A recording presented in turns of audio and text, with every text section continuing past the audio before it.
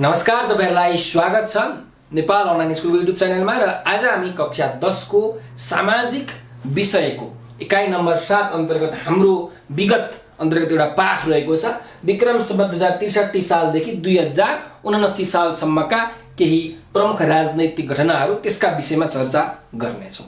यो भन्दा अगाडि हामीले ठ्याक्क 2047 सालदेखि 2062 सालसम्मको घटनाहरू हेरेका थियौं, जहाँ मैले अन्तिममा 2063 साल माघ 1 गते नेपालमा अन्तरिम संविधान जारी भयो है भन्ने कुरासम्म उल्लेख गरेको थिएँ।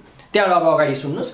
विक्रम सम्वत 2063 साल माघ 1 गते नेपालमा अन्तरिम संविधान जारी गरियो। दलहरूको सम्झौता अनुरूप यो संविधान जारी गरिएको थियो र यो संविधानमा 601 जना सभासदहरूको व्यवस्था पनि रहेको थियो। सो अब हाम्रो नेपालमा यो अन्तरिम संविधान त जारी भयो, तर मेन संविधान चाहिँ जारी गरिएको थिएन। मूल संविधान चाहिँ थिएन, काम चलाउ संविधान चाहिँ अन्तरिम संविधान चाहिँ थियो।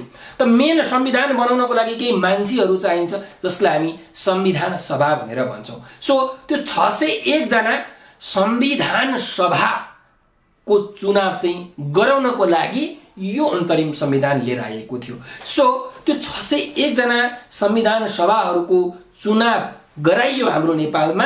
पहिलो पल्ट कहिले गराइयो? विक्रम सम्वत 2064 साल चैत्र 28 गते। विक्रम सम्वत 2064 साल चैत्र 28 गते नेपालमा पहिलो पल्ट 601 जना सभासदको लागि अथवा भनौँ संविधान सभाको लागि चुनाव हाम्रो नेपालमा भयो र चुनाव भएर 601 जना सभासदहरू पनि गए।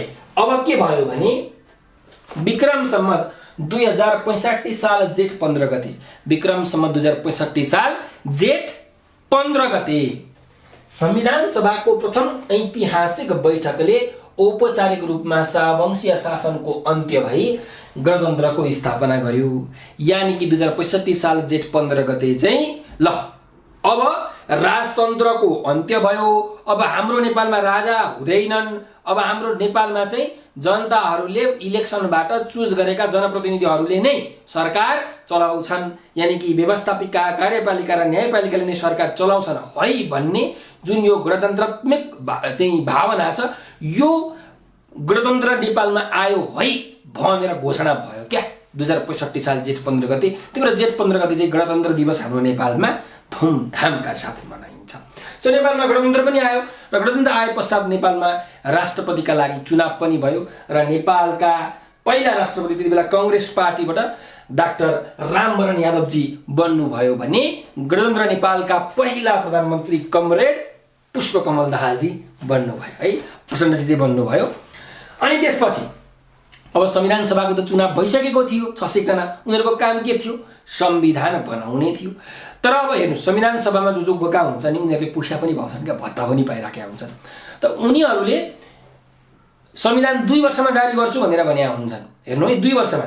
तर यिनीहरूले 2 वर्ष त के 4 वर्षमा पनि संविधान जारी गर्दैनन्। जुन 63 सालको अन्तरिम संविधान थियो नि, त्यसलाई 13 चोटि संशोधन गर्दाखेरि पनि नयाँ संविधान बनाउन यिनीहरूले सक्दैनन्। किन नबनाएको थाहा छ?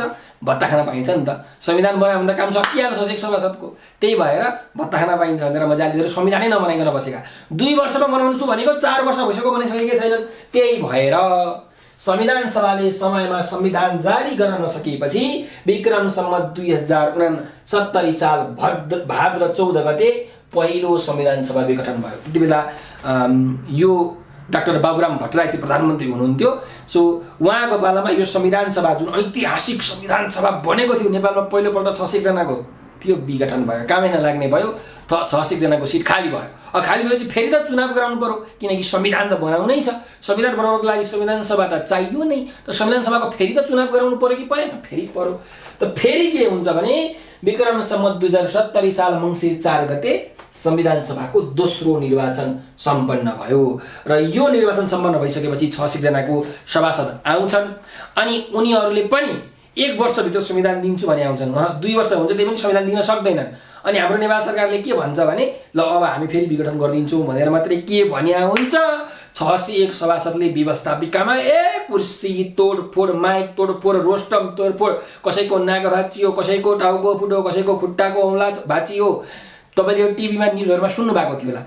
त्यही भएर यो 66 जनाको सभासद चाहिँ जुन संविधान सभा यो चाहिँ विघटन भएन। पछि दलहरू चाहिँ मिले, 4 वटा दलहरू मिले र मिलिसकेपछि चाहिँ अन्तिममा संविधान चाहिँ नेपालमा आयो। विक्रम सम्वत 2072 साल असोज 3 गते नेपालमा संविधान जारी भयो। जारी भएका हिसाबले 7औं संविधान र लागू भएका हिसाबले 6औं संविधान 2072 साल असोज 3 गते आएको संविधान, जसले नेपालमा संघीयता यानी कि फेडरलिजम लिएर आयो। नेपाललाई 7 वटा प्रदेश र 77 वटा जिल्लामा यसले विभाजन गर्यो। त्यसपछि के भयो त, एकदम सर्टकटमा छ। त्यसपछि विक्रम सम्वत 2072 साल कार्तिक 11 गते हाम्रो राष्ट्रपतिको रूपमा विद्यादेवी भण्डारीजी नियुक्त हुनुभयो। नेपालको पहिलो महिला राष्ट्रपतिको विद्यादेवी भण्डारी हाम्रो मदन भण्डारीजीको पत्नी हुनुहुन्थ्यो उहाँ, त उहाँ राष्ट्रपतिमा नियुक्त हुनुभयो। त्यसपछि विक्रम सम्वत 2074 सालको वैशाखमा पहिलोपल्ट स्थानीय तहको चुनाव अथवा निर्वाचन भयो। पहिलोपल्ट स्थानीय तह भनेको गाउँपालिका, नगरपालिका, महानगरपालिका, उपमहानगरपालिका, यसको चुनाव भयो। र 2074 साल मङ्सिरमा पहिलोपल्ट सङ्घीय र प्रदेशको चुनाव भयो, भनेको सङ्घीय चुनाव र हाम्रो पुरै नेपालको चुनाव र प्रदेशहरूको पनि चुनाव भयो। त्यसपछि विक्रम सम्वत 2079 साल वैशाख 30 गते स्थानीय तहको निर्वाचन, जो हाम्रो बालेन शाह हुनुहुन्थ्यो नि काठमाडौँमा, अहिले त मेयर हुनुहुन्छ, त काठमाडौँका मेयर बालेन्द्र शाह यति बेलै चुज हुनु भएको हो। धरानमा हर्क साङकाम यति बेलै चुज हुनु भएको हो 2079 साल वैशाख 30 गते।